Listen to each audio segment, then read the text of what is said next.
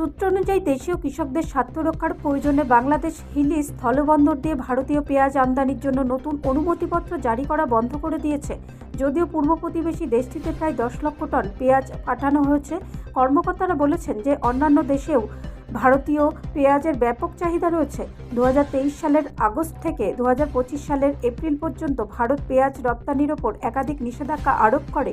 এর আগে 2019 সালের সেপ্টেম্বর থেকে 6 মাসের জন্য এবং 2020 সালের সেপ্টেম্বর থেকে আরও 5 মাসের জন্য রপ্তানি নিষিদ্ধ করা হয়েছিল। এই বরাবর নিষেধাজ্ঞার ফলে যেসব বাজারে ঐতিহ্যগতভাবে ভারতীয় পেঁয়াজের ওপর নির্ভরশীল ছিল, সেখানে দাম ব্যাপকভাবে বেড়ে যায়।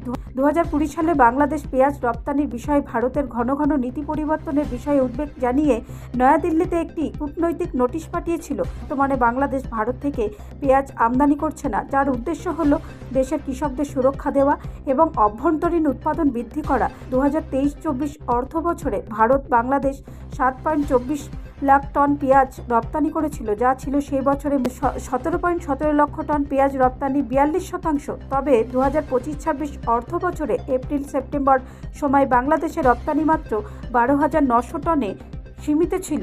কেন্দ্র মনে করে যে ভারতীয় পেঁয়াজ আমদানিতে এই অনীহা ঢাকা বর্তমান রাজনৈতিক পরিস্থিতি দ্বারা প্রভাবিত। ব্যুরো রিপোর্ট, রাষ্ট্রীয় প্রসার বাংলা।